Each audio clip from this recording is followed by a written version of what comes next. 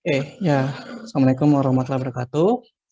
Selamat malam semuanya. Di kesempatan kali ini, saya akan menjelaskan mengenai Creational Design Patterns. Sebelumnya, perkenalkan kembali, nama saya Rian Fitriansyah, dosen tandemnya Pak Adin dan juga Pak Anwar.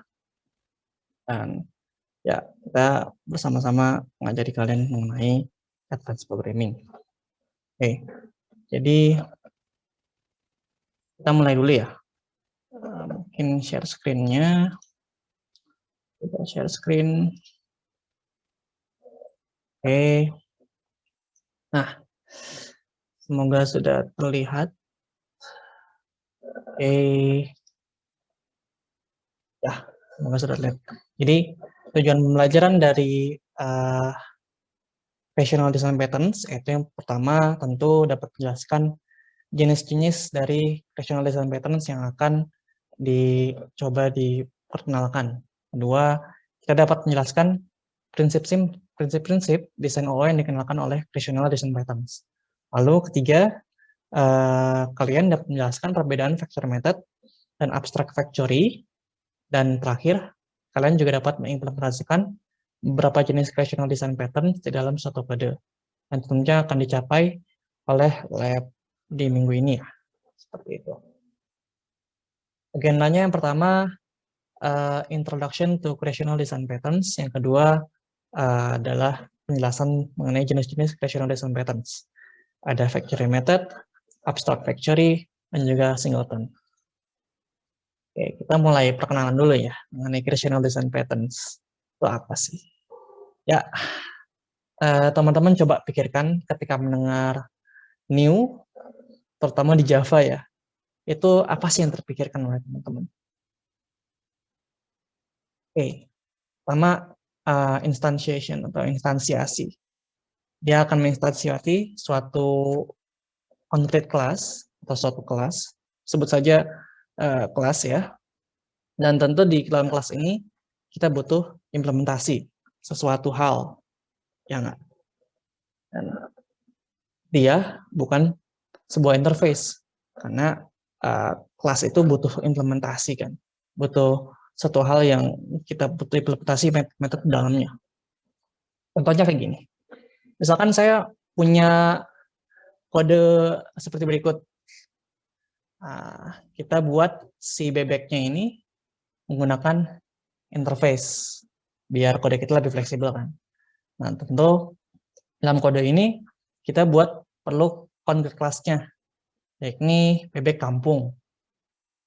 Atau nanti kedepannya ada namanya bebek Lego atau bebek muda. Nah, ketika kita menginstansiasi objek kedepannya, kita perlu kondisi seperti berikut, kurang lebih ya. Jadi kalau misalkan kita pengen menginstansiasi suatu bebek, kita butuh banyak kondisi. Misalkan kondisi pertama, misalkan dia enak, maka yang diinstansiasi adalah bebek kampung. Misalkan dia quite delicious, yang diinstansiasi adalah bebek muda. Kalau misalnya super delicious, yang instansiasi adalah bebek bekakak. Ini instantiation ini akan terus berkembang kalau misalkan concrete class-nya bertambah. Misalkan ada bebek baru, bebek bukan bebek kota atau bebek tua, ini akan bertambah terus-menerus. Dan hal ini kalau misalkan sistemnya semakin besar, pasti akan sulit di-maintain. Terutama buat kelas-kelas yang memakai kode berikut untuk menginstansiasi objek bebek. Contohnya misalkan di kelas A, dia ada kelas untuk yang memanfaatkan kode berikut untuk menginstansiasi bebek.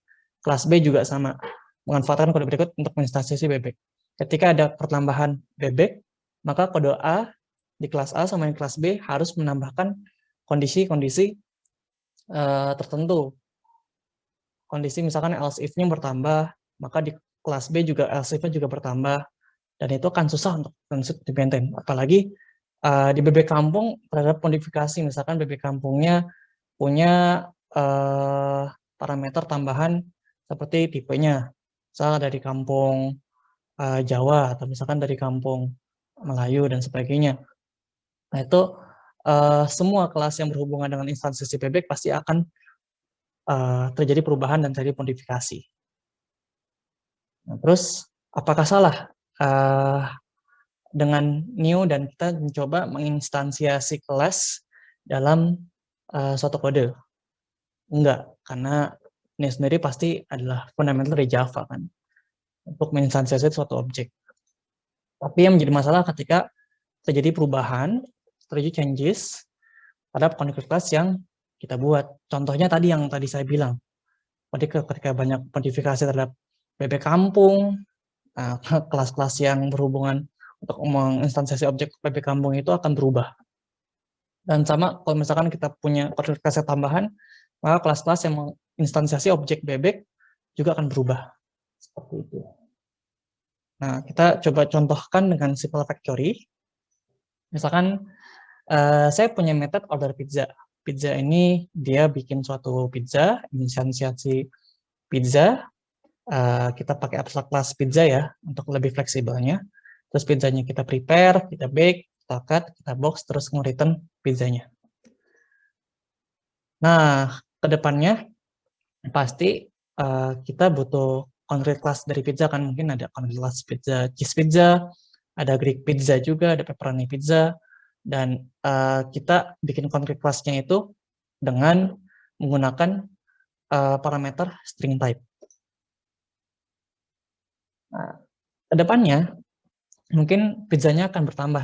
Ini sama kayak kasus yang bebek tadi.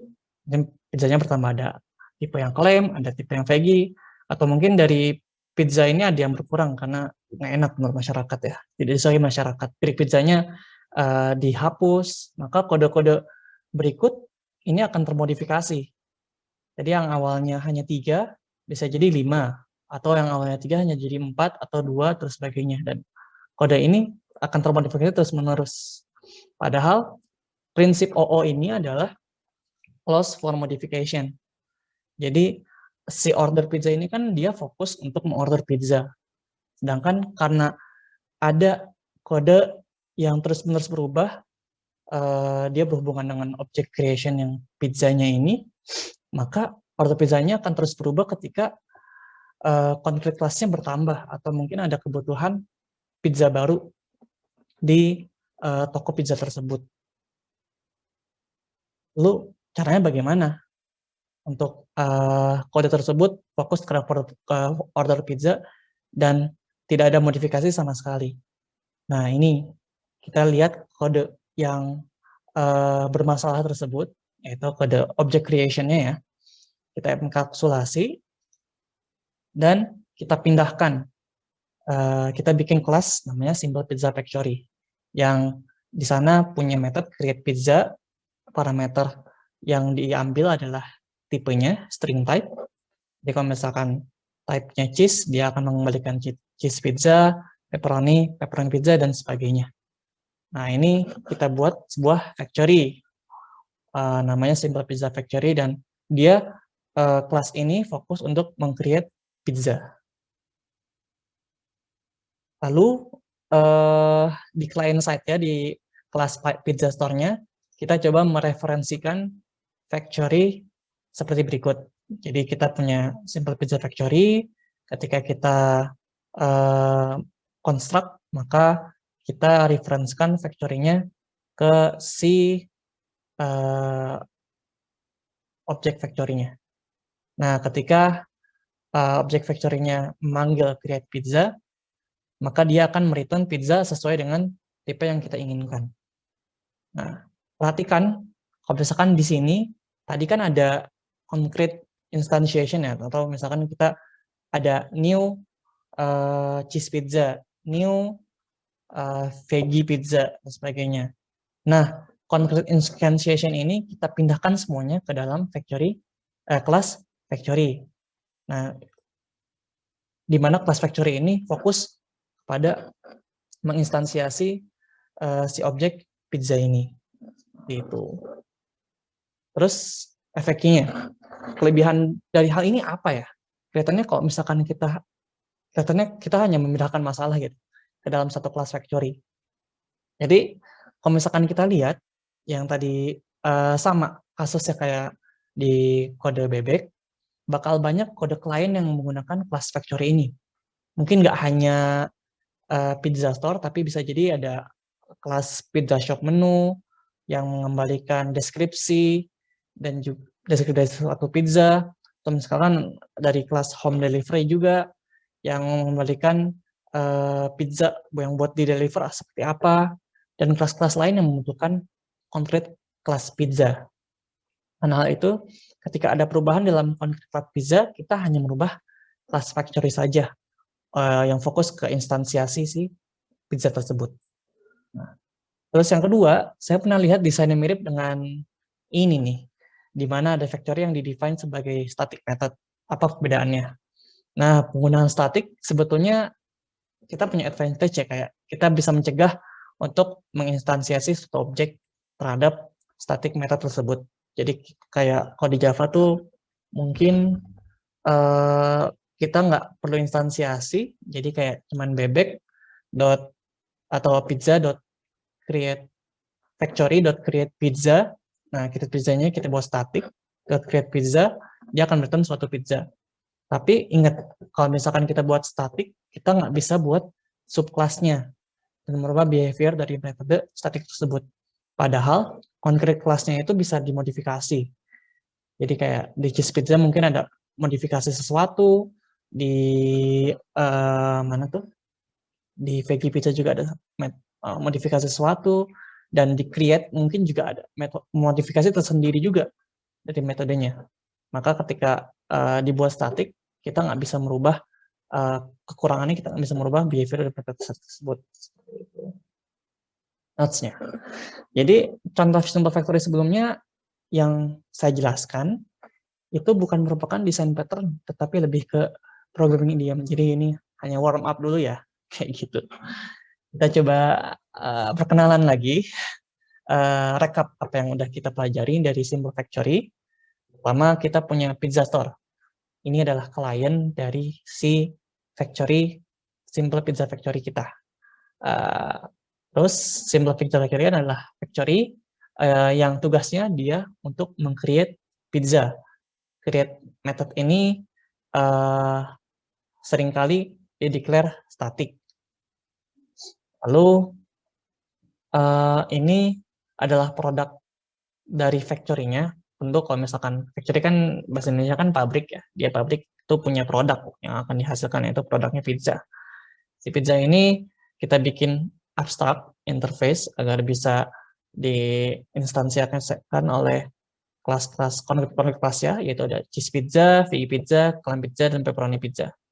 Nah, ini dia punya akan mengimplementasikan metode-metode yang ada di abstrak kelasnya, yaitu prepare, bake, cut, dan box. Seperti itu. Ya,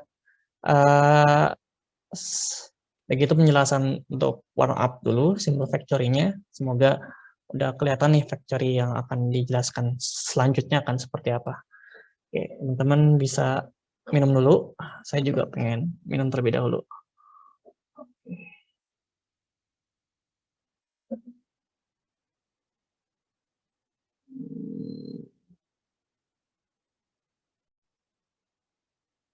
Oke, balik lagi. Sudah minum ya. Mudah-mudahan sudah pada terrefresh kembali. Kita lanjutkan ya. Share screen lagi. Oke, semoga sekarang sudah terlihat share screen yang saya kasih. Kita lanjutkan mengenai factory method. Tadi awalnya kita menjelaskan tentang simple factory, yang dimana itu hanya programming idiom. Dan sekarang kita langsung masuk ke pattern-nya. Benar-benar pattern ini, factory method. Oke, di simple factory yang contoh sebelumnya, kita punya kelas pizza store. Lalu di pizza store ini sistemnya bertambah besar nih. Dia akan punya banyak franchise kayak Pizza Hut, Domino, atau mungkin Pizzeria. Dan setiap franchise mempunyai tipe pizzanya sendiri-sendiri. Nah, pertanyaannya, bagaimana agar kode kita termaintain dengan baik ketika ada penambahan scope seperti yang disebutkan? Oke, ya kita tinggal bikin factory-nya aja kan. Ada namanya Pizza Hut Factory, terus kita masukkan ke store-nya buat factory-nya, dari itu store-nya kita order veggie dan factory-nya otomatis akan meng-create pizza veggie. Sama seperti halnya Domino Pizza Factory. Kita tinggal bikin Pizza Factory aja, lalu si pizza store-nya ini akan mengorder dari factory si Domino. Oke. Lalu ada case tambahan, jadi setelah bertahun-tahun, tiap franchise ini punya cara create pizza masing-masing. Jadi mereka punya apa ya, mereka mengimplementasikan hal yang berbeda untuk create pizzanya. Jadi kelihatannya ada kebutuhan kita buat si pizza store-nya ini jadi abstrak. Ya, kita lihat. Oke, kita bikin pizza store-nya abstrak. Karena setiap store atau setiap franchise ini punya cara masing-masing untuk create pizzanya, maka kita bikin create pizzanya ini jadi abstrak juga. Kurang lebih jadi seperti ini. Sekarang create pizzanya berubah menjadi method yang dipanggil ke dalam kelas pizza store. Pizza store dia punya abstrak pizza create pizza. Jadi si objek yang dipanggil factory sebelumnya yaitu pizza itu dimindahkan ke method create pizza berikut. Nah, ini adalah sebutannya abstrak pizza create pizza ini kita sebut sebagai factory method. Karena dia fokusnya untuk meng-create objek si produknya, yaitu si pizza. Oke, kita coba cek bagiannya sekarang. Kita punya pizza store. Pizza store ini adalah superclass yang dia punya method create pizza dan order pizza. Lalu tadi kita punya case kalau misalkan setiap pizza store yang franchise-nya ini, mungkin ada franchise buat New York style, franchise Chicago style, dia punya cara create pizza masing-masing berbeda-beda. Maka kita coba buat si dari subclass-nya, yaitu New York Style Pizza Store, dan subclass Chicago Style Pizza Store, lalu dia mengimplementasikan create pizza yang tadinya abstrak. Create pizzanya kita implementasikan. Buat New York Style, kita implementasikan seperti berikut create pizzanya. Jadi dia akan mengembalikan pizza-pizza yang berhubungan sama New York tentunya. Lalu buat Chicago juga akan mengembalikan objek pizza-pizza yang berhubungan dengan Chicago. Gampangnya seperti itu ya. Kita coba buat tadi abstract factory methodnya di create pizza. Notes-nya, ketika kita lihat menjadikan create pizza sebagai method, si order pizza ini dia kan implementasinya bukan di subclass, tapi dia diimplementasikan di superclass. Jadi method order pizza ini ketika dia manggil create pizza, dia nggak tahu pizza apa yang bakal dikembalikan atau objek mana yang akan dikembalikan. Karena create pizza ini dia ada di implementasinya ada di concrete class-nya atau concrete class atau subclass-nya dari si pizza store. Nah, karena hal tersebut, maka dia jadi decoupled. Kira-kira paham nggak maksud decoupled-nya? Karena dia jadi terpisah gitu loh. Yang awalnya tadi order pizza ini, dia tahu factory yang mungkin kita balik lagi ke simple factory, dia tahu factory mana yang bakal nge-create pizzanya. Dan pizza mana yang akan tipenya kita tahu seperti apa. Nah, tapi karena tadi create pizzanya ya karena tipenya atau pizza object creation yang kita ubah implementasinya ada di dalam New York Pizza Store atau Chicago Pizza Store, maka dia sekarang nggak tahu pizza mana yang akan dibalikan ke dalam method order pizza ini. Seperti itu. Lalu notes keduanya, factory method itu dia menghandle object creation tentunya, dan dia mengenkapsulasi ke dalam subclass. Hal ini tadi yang sudah dibilang jadi menyebabkan decoupling dari yang awalnya kita object creation-nya di superclass, sekarang kita pindah object creation-nya ke subclass. Nah, ini bagian dari abstract factory method. Jadi teman-teman bisa bikin abstrak, lalu implementasi di concrete class masing-masing. Bisa juga nggak dibikin abstrak, juga bisa juga sih. Intinya ya factory method kan ya. Dia meng-create object tapi kita pindahin ke subclass. Terus produknya apa? Di sini contoh ini kita produknya ya pizza. Lalu factory methodnya ya ini factory methodnya. Lalu dia juga bisa menerima parameter berupa string atau berupa apapun lah. Yang mungkin biar aman, biar type safe ya, kita bisa bikin enumerasi dari Java. Jadi stringnya atau parameter yang dimasukkan tidak ngasal dimasukkan oleh user. Seperti itu. Oke, jadi kita punya kode terbaru lagi yang menggunakan factory method juga ya. Jadi coba kita gunain use case yang baru. Jadi pertama, saya memesan pizza di PH Pizza Store. Kita panggil PH Pizza Store, kita buat objek Pizza Hut Pizza Store. Lalu karena kita punya kelas Pizza Store ya, kita dapat panggil order dari Rian kan, ya ini Pizza Hut-nya udah di create, kita tinggal order aja pizza berupa pizza cheese. Lalu method order pizza kemudian memanggil method create pizza. Dalam order pizza kan ada create pizza ya. Nah, pizzanya ini kita create cheese. Setelah pizza sudah dibuat, maka pizza disiapkan untuk buat diantar.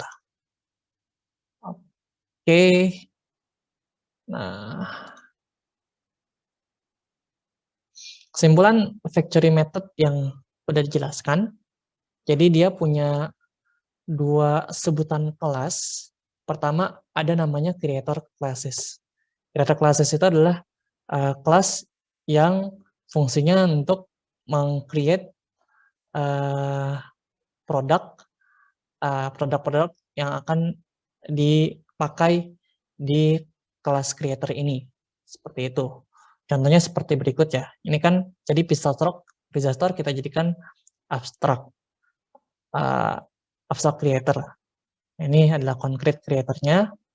Ada NY Pizza Store, ada Chicago Pizza Store. Tentunya dia merekomendasikan create pizza masing-masing yang punya cara berbeda masing-masing. Nah, di creator code ini ada kode atau ada method yang dia nggak tahu kira-kira apa ya, concrete produk mana yang bakal diproduce ketika memanggil create pizza ini. Nah, itu method yang dimaksud adalah order pizza kan, yang sudah jelaskan sebelumnya. Lalu product classes yaitu adalah produk yang nanti akan dibuat sama factory methodnya. Ini pizza. Jadi pizza punya concrete classes berupa NY style, cheese pizza, pepperoni pizza, dan sebagainya, dan juga ada concrete classes dari Chicago style, cheese pizza, dan sebagainya. Kesimpulan kedua, kalau misalkan kita lihat dari hierarki yang sama ya levelnya, jadi product classes sama creator classes ini dia dua-duanya punya abstrak, dua-duanya abstrak dan mengextend concrete class-nya masing-masing. Contohnya si NY Pizza Store mengextend Pizza Store dan juga diimplementasikan Create Pizza. Create Pizza ini dia mengenkapsulasi semua hal knowledge bagaimana cara membuat pizza NY style ini. Sama, Chicago style juga sama. Dia mengenkapsulasi semua hal knowledge tentang bagaimana membuat pizza dengan Chicago style. Jadi key-nya memang di factory method-nya untuk mengenkapsulasi knowledge pizza mana, konkret produk kelas mana yang akan di-create. Seperti itu. Ini definisi yang lain.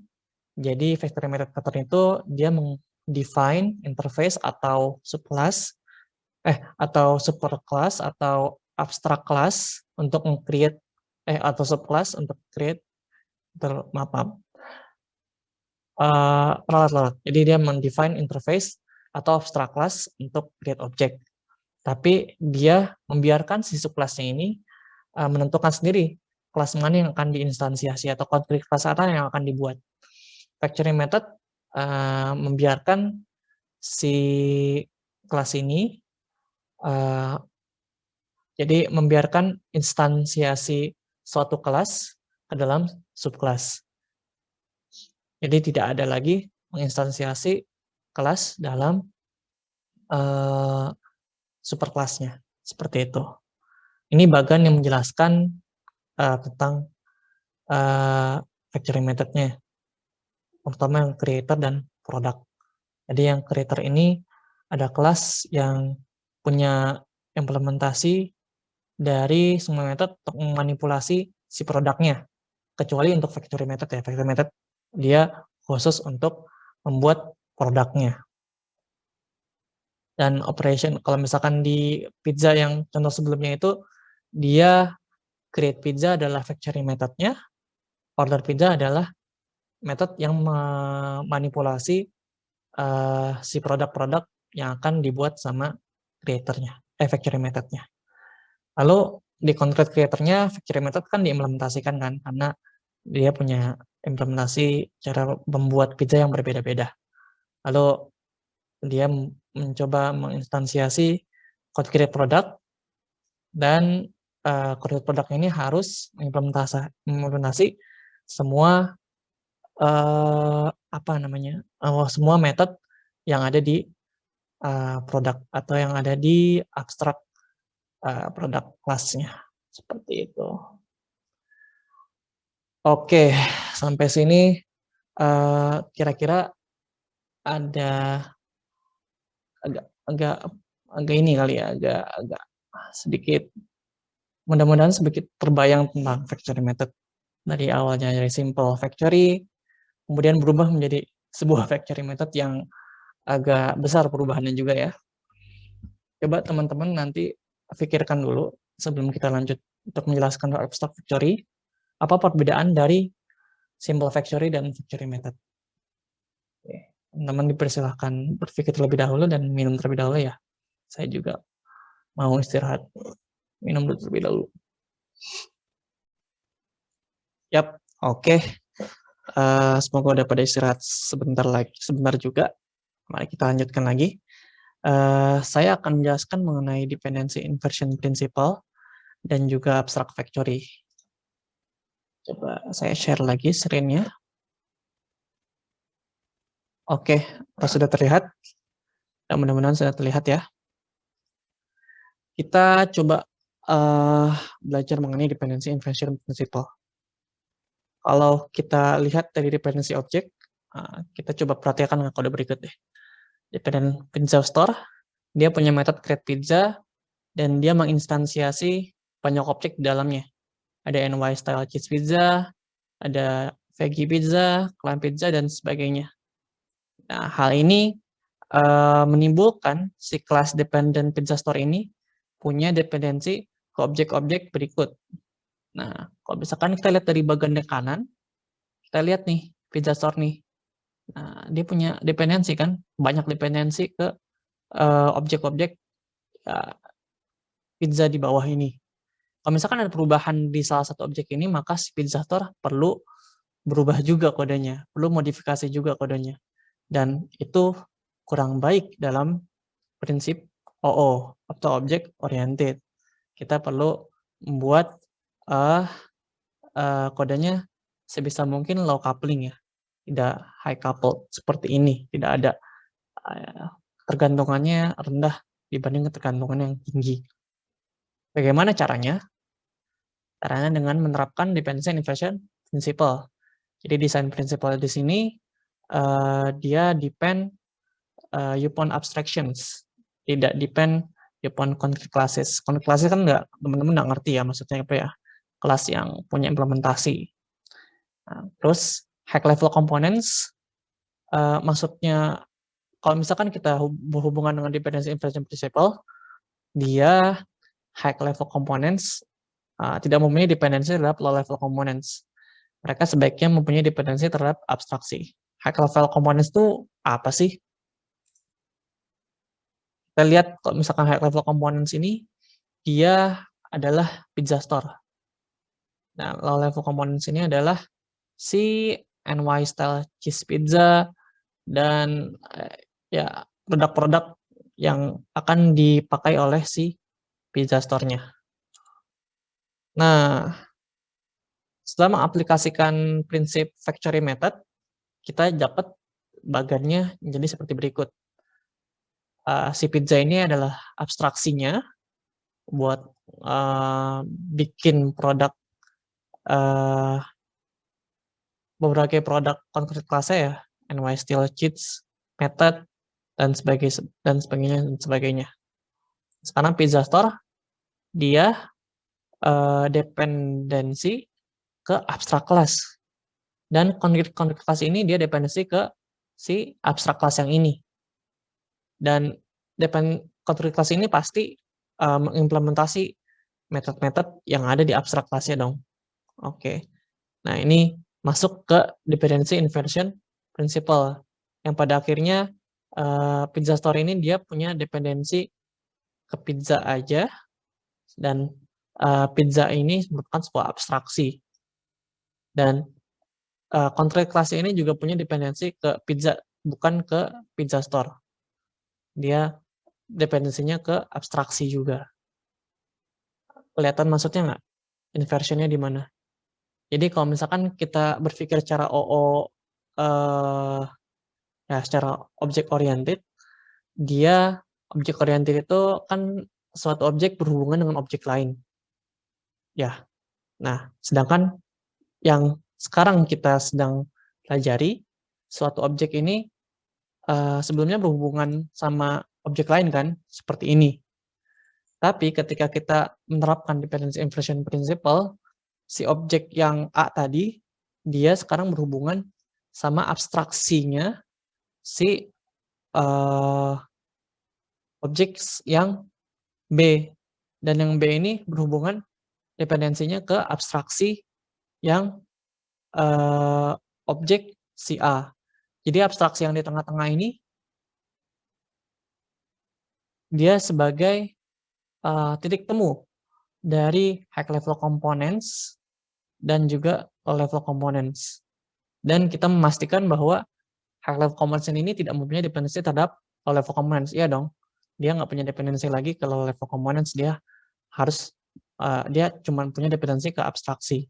Sama juga low level components juga nggak punya dependensi ke high level components, tapi mereka dependensinya ke abstrak kelas ini. Nah, seperti itu. Jadi dependensinya kita usahakan agar selalu berhubungan dengan abstraksi. Lalu guideline-nya apa sih biar bisa kita menerapkan dependency inversion principle ini? Yang pertama, tidak ada variabel yang mempunyai referensi ke concrete class. Tentu ya, kalau misalkan kita instansiasi suatu kelas di suatu objek di suatu kelas, kelas tersebut jadi mempunyai dependensi ke objek tersebut. Kedua, tidak ada kelas yang derive dari concrete class. Jadi kalau misalkan ada kelas yang mengextend suatu kelas, tentu kelas tersebut punya dependensi terhadap kelas yang di-extend-nya. Terus yang ketiga, apalagi yang di-derive itu concrete class ya, jadi sebisa mungkin yang di-derive adalah abstract class. Yang ketiga, tidak ada metode yang override metode yang sudah terimplementasi di base class-nya.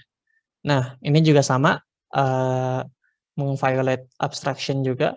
Jadi seharusnya metode yang kita implement adalah metode yang abstrak, bukan metode yang sudah terimplementasi. Seperti itu. Nah, tapi kadang kalau misalkan kita lihat guideline-nya di Java itu agak impossible buat diikutin. Contohnya kita sedang instansiasi string. Yang string itu kita tahu kalau misal string itu kan kita instansiasinya new string lalalala yang berupa concrete class dalam ya dia berupa concrete class lah. Nah, itu gimana tuh, Pak? Masa guideline ini dibuat tapi dibuat untuk di apa? Dibuat untuk tidak dipatuhi Allah, ya tidak dipatuhi seperti itu, Pak. Nah, itu sebetulnya nggak apa-apa nge-violate uh, dependency inversion principle-nya. Karena kita tahu kalau misalkan string yang berupa concrete class ini itu pasti sangat sukar buat berubah implementasinya. Kecuali kalau misalkan yang membuat Java itu mau merombak besar-besaran string ya, otomatis mungkin seluruh dunia yang memakai instansiasi string harus mengubah kode yang berhubungan dengan instansiasi string seperti itu. Oke, kita masuk ke abstract factory. Jadi kita balik lagi ke belakang. Kita lihat dari factory method yang udah kita buat. Jadi sekarang case-nya sistem kita yang udah kita buat dengan factory method ini ternyata banyak disenangi oleh franchise yang sudah terimplementasi. Salah duanya Chicago sama New York. Nah, Chicago sama New York ini dia pengen kalau pizzanya ini punya bahan yang berbeda-beda. Jadi Chicago ini bahan sausnya dia pakai plum tomato, kalau New York dia sausnya pakai marinara, kejunya di Chicago pakai mozzarella, sedangkan di New York dia pakai Reggiano dan sebagainya. Jadi punya produk yang pizza tapi mungkin bahannya berbeda-beda seperti itu ya. Nah, kita coba lihat bagannya. Jadi kalau misalkan kita coba amati, ingredients-nya ya sama ya, bahan-bahannya sama. Jadi ada clams, ada dough, ada cheese, ada saus, ada satu ya ada dough juga ini keras ya. Dia punya bahan sama tapi tipe bahannya berbeda-beda. Menurut region masing-masing Chicago ya beda tipenya, New York beda tipenya, California juga sama beda tipenya. Nah, gimana caranya? Kita coba buat interface buat factory yang akan membuat semua bahan-bahan pizza kita. Kita buat public interface pizza ingredient factory. Ada public dough create dough, public sauce create sauce, public cheese create cheese, public veggies create veggies, pepperoni create pepperoni, public clams create clam. Oke, kita udah buat nih public interface. Oke, Pak, kenapa nggak pakai abstract class aja? Kenapa kita pakai interface? Karena nggak semua pizza store mungkin butuh bahan-bahan yang ada di interface ini. Contohnya misalkan kalau di New York dia cuma butuh ingredients-nya dough, sauce, cheese, sama veggies. Tapi pepperoni sama clams dia nggak pakai. Sedangkan di Chicago dia butuhnya dough, cheese, veggies sama pepperoni. Clams sama sauce dia nggak pakai. Jadi makanya kita pakai interface. Kecuali kita bisa meyakinkan bahwa yang dipakai sama store di pizza di mana di Chicago atau misalkan di New York itu ingredients-nya sama dan tidak sama untuk tiap store-nya. Kita bisa pakai public abstract class seperti itu. Terus kedua, kita implementasi untuk New York Pizza Ingredient Factory dengan mengimplementasikan Pizza Ingredient Factory. Nah, ini implementasi untuk New York Pizza Ingredient Factory-nya. Kita mau implementasikan si Pizza Ingredient Factory ini. Lalu ketiga kita refactor abstract class pizzanya. Jadi ingredients-nya kita taruh di sini. Objek-objeknya yang mau kita prepare. Lalu kita buat abstract method namanya prepare. Lalu keempat, kita refactor concrete class dari pizzanya, yaitu salah satunya cheese pizza. Kita referensikan ke Pizza Ingredient Factory. Nah, ini referensinya. Lalu kita implementasikan metode prepare. Nah, di sini magic-nya.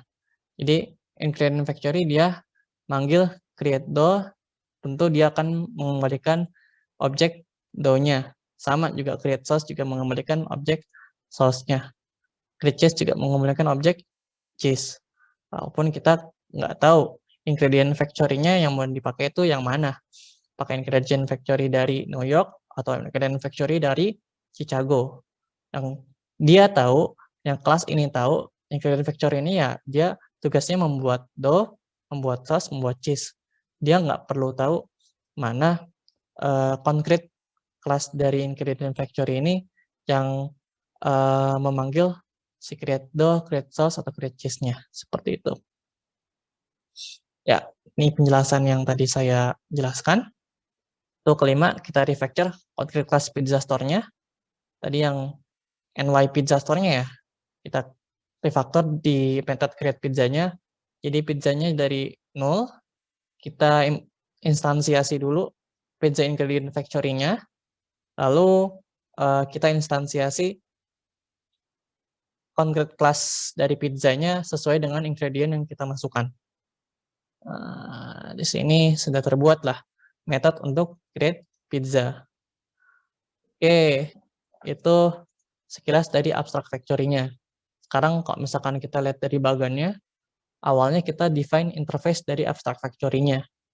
Lalu, dari abstract factory-nya ini, concrete factory-nya ini kita implementasikan buat bagaimana cara membuat produk-produk yang ada di abstract factory. Di New York, di Chicago kan berbeda-beda ya cara membuat produknya. Lalu dari pizza store ini dia manggil dari concrete factories-nya untuk membuat pizza berdasarkan store yang dimasukkan atau yang dibutuhkan sama user. Misalkan di New York, maka pizza yang diproduce itu di pizza dari New York semua. Misalnya dari Chicago, maka pizza yang diproduce adalah pizza dari Chicago semua. Seperti itu. Oke, kesimpulannya, abstract factory pattern itu provide sebuah interface untuk membuat sekumpulan atau objek-objek yang mempunyai dependensi tanpa menspesifikasikan konkret kelas mereka. Seperti itu. Ini abstract factory-nya. Abstract factory-nya tadi yang kita buat ya, itu ada pizza ingredients factory. Ini concrete factory-nya ada yang mau nanti kita implementasikan atau mau kita buat juga ada New York, ada juga yang Chicago. Jadi dia bisa create produknya berbeda-beda. Ada create produk A itu ya create pizza, ya create ingredients yang dibutuhkan sama si New York atau Chicago, seperti itu. Ini produk-produknya yang nanti akan dibuat. Lalu produk ini juga dia punya factory method dari abstrak produk A dan diimplementasikan di concrete produk kelasnya. Lalu klien ini yang menghubungkan antar si abstract factory dengan abstract si abstract factory ini. Jadi dia yang mengeran si abstract factory-nya. Oke, kalau misalkan kita lihat dari kode pizza kita melihat bahwa ya pizza ingredient factory ini adalah abstract factory-nya.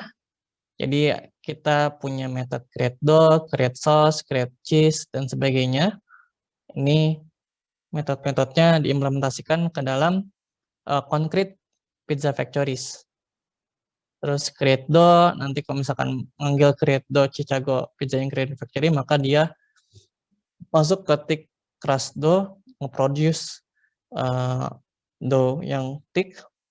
Dough yang thick crust dough ini juga dia dibuat oleh factory method yang Do ini. Jadi dari dalam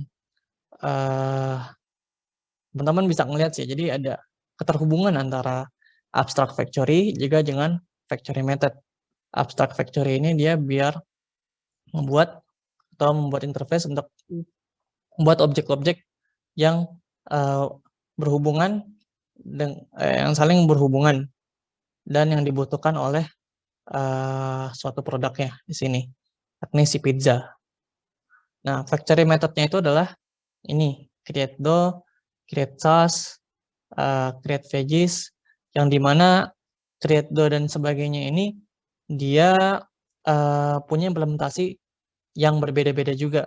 Untuk yang tick implementasinya berbeda, yang tin juga berbeda, sehingga produksi dari setiap ingredients juga berbeda-beda. Kayak gitu. Nah, di kliennya tinggal panggil metode prepare untuk memprepare pizza yang akan yang akan diberikan ke user, seperti itu.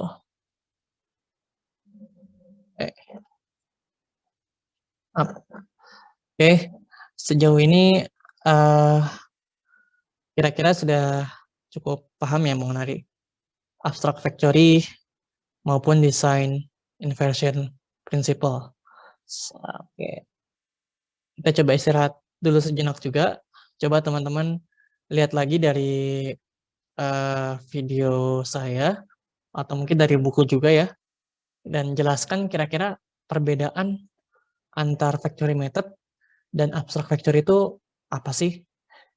Lalu ada keterhubungan nggak ada antara abstract factory atau factory method? Kalau misalkan ada keterhubungan bisa jelaskan juga sih, kayak gitu. Ini yang saya tanyakan dari video-video saya akan saya masukkan ke dalam pertanyaan pemicu ya yang ada di forum. Jadi teman-teman sekalian istirahat, sekalian jawab, nanti tinggal jawab di forum pemicu, seperti itu. Oke, kita istirahat dulu ya. Oke, balik lagi dengan saya. Kita coba lanjutkan lagi ya untuk pembahasan terakhir rational design pattern, yaitu singleton.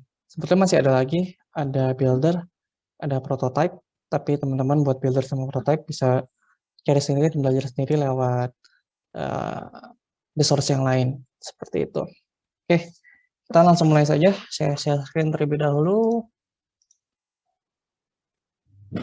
Oke, singleton. Singleton itu apa ya? Ya, jadi ada pertanyaan, kenapa perlu membuat satu instansiasi dari suatu objek? Kira-kira kenapa? Oke, jadi ada banyak objek yang kita hanya butuh satu instansiasi aja. Di antaranya ada thread polls, caches, dialog boxes. Kalau misalnya teman-teman familiar dengan pemrograman Android, ini ya teman-teman paham lah ya. Lalu ada objects preferences, ada registry setting, ada objects for logging, dan sebagainya. Nah, kita langsung hands-on aja, contoh singleton. Jadi, saya punya public class singleton, punya instance private static instance-nya, lalu punya constructor, tapi constructor di sini dibikin private, karena biar si singleton doang yang bisa manggil constructor-nya sendiri. Lalu kita buat static method get instance buat ngambil instance dari singleton-nya. Kalau misalkan unique instance-nya masih 0, maka kita instansiasi singleton baru ke unique instance dan kita return unique instance-nya. Nah, di sini meng-ensure atau memastikan bahwa instance yang dibuat hanya satu aja. Jadi ketika dia unique instance-nya tidak 0, maka yang di-return unique instance yang sudah diinstansiasi dari sebelumnya. Seperti itu. Lalu kalau misalkan kayak gitu ada isu multithreading yang akan muncul. Misalkan ada thread 1, ada thread A dan thread B. Dua-duanya lagi ngejalanin public class singleton ini dan secara bersamaan. Ketika mereka menjalani metode get instance, thread A ngelihat kalau unique instance-nya ini sedang 0. Thread B juga ngelihat unique instance-nya ini sedang 0 juga. Maka thread A membuat instansiasi singleton dan thread B juga membuat instansiasi singleton. Sehingga instansiasi yang terbuat tidak satu, tapi 2. Nah, itu masalah yang muncul ketika ada multi-threading. Gimana cara menghadapi isu multi-threading? Buat di Java itu kita tinggal pakai tambahin synchronize ke public static method yang get instance-nya. Jadi kalau misalkan kita pakai synchronize, tentu method ini berjalan tidak menunggu thread selesai dulu. Nah, ketika thread A sedang berjalan memanggil get instance, maka thread B dia tidak paralel mengambil get instance tapi menunggu proses get instance dari thread A itu selesai terlebih dahulu, baru dia jalan. Nah, oke, ini bisa diimplementasikan. Tapi muncul masalah lagi, kalau misalkan synchronize ini dia butuh makan banyak resources. Apalagi ketika traffic-nya tinggi, thread-nya lagi banyak, otomatis thread-nya juga saling menunggu thread satu sama lain untuk menyelesaikan method get instance-nya dong. Karena itu ya resource-nya banyak ketika traffic-nya sedang tinggi. Itu yang perlu teman-teman mungkin consider ya ketika pakai synchronize. Lalu ada cara lain nggak Pak untuk mengimprove multithreading? Ada. Jadi yang pertama do nothing. Kalau misalkan pas waktu traffic tinggi, teman-teman udah pakai synchronize dan ternyata tidak memakan banyak resources teman-teman. Jadi resources-nya masih cukup banyak lah dari sisi server, dari ya sisi servernya nggak terjadi down dan sebagainya, ya kita do nothing aja nggak apa-apa. Makan itu sudah synchronize itu termasuk efektif dan efisien. Yang kedua, ubah dari lazy instantiation menjadi eager instantiation. Dan yang ketiga, gunakan double check locking untuk mengurangi penggunaan synchronization dalam method get instance. Oke, coba kita lihat dari ubah dari lazy instantiation menjadi eager instantiation. Kita lihat bahwa di public class singleton ini tadi di get instance kita kan ngecek dulu kan kalau unique instance-nya itu masih 0 atau enggak. Kalau misalkan 0, maka kita menginstansiasi singleton baru. Tapi kalau misalkan yang di eager instantiation, kita merubah hal itu. Tadinya lazy dicek dulu, sekarang kita memastikan bahwa ketika kita mengakses singleton ini, si unique instance ini sudah terinstansiasi dari awal. Maka get instance-nya tinggal return unique instance yang akan dipakai. Seperti itu. Terus yang ketiga, kita gunakan double check locking untuk mengurangi penggunaan synchronization. Jadi implementasinya kita lihat di get instance sama sebetulnya. Coba kita cek dulu unique instance-nya 0 atau enggak. Lalu kita jalankan sekali aja sinkronisasi untuk mengecek kembali apakah si unique instance-nya masih 0. Kalau misal masih 0, maka dia instansiasi singleton baru. Setelah itu dia nge-return si unique instance-nya. Jadi synchronize function ini hanya dijalankan sekali aja untuk memastikan bahwa unique instance ini terinstansiasi sekali aja dan tidak tidak balap-balapan dengan thread lain. Seperti itu. Nah, untuk memastikan lagi bahwa JVM juga berjalan dengan baik ketika synchronize function dijalankan, maka unique instance ini perlu ditambahkan volatile dari Java-nya. Ini yang saya dapatkan dari bukunya sih. Jadi teman-teman bisa coba pelajari kembali lagi. Oke, kesimpulannya singleton pattern itu memastikan bahwa satu kelas hanya mempunyai satu instance saja dan menyediakan global access ke dalam si singleton tersebut. Nah, kita bisa melihat kalau misalkan dari bagian ini, si get instance ini static dan dia hanya mengakses unique instance yang akan diinstansiasi melalui get instance atau mungkin eager instantiation. Kurang lebih seperti itu sih buat singleton. Baru jadi chapter sendiri ya singleton ya. Nah, ini buat teman-teman latihan juga. Jadi ada kode coklat boiler. Coba buat kode berikut menjadi singleton. Perhatikan isu multithreadingnya, bagaimana cara menghadapi setiap isunya. Jadi tadi kan ada 3 isu ya. Di setiap isunya itu kira-kira cara menghadapinya seperti apa. Oke, silakan nanti dijawab di forum ya. Semoga sekaliannya sudah hidup. Dan mengingatkan kembali buat teman-teman juga, saya stop sharingnya. Oke, buat lab diusahakan untuk selesai.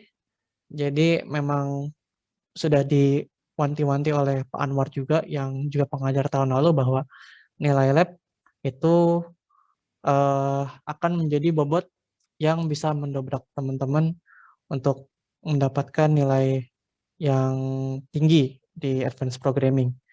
Jadi jangan lupa untuk rajin untuk mengerjakan lab. Juga dengan mengerjakan lab juga teman-teman juga bisa memahami bagaimana cara mengimplementasi desain-desain pattern yang sudah diajarkan oleh dosen-dosen terkait. Oke, semoga apa yang diajarkan kali ini bisa dimaknai dan bisa bisa mendapatkan sedikit atau kurang lebih banyak ya apa yang insight-nya mengenai creational design pattern. Ya, demikian dari presentasi saya. Semoga bermanfaat. Assalamualaikum warahmatullahi wabarakatuh.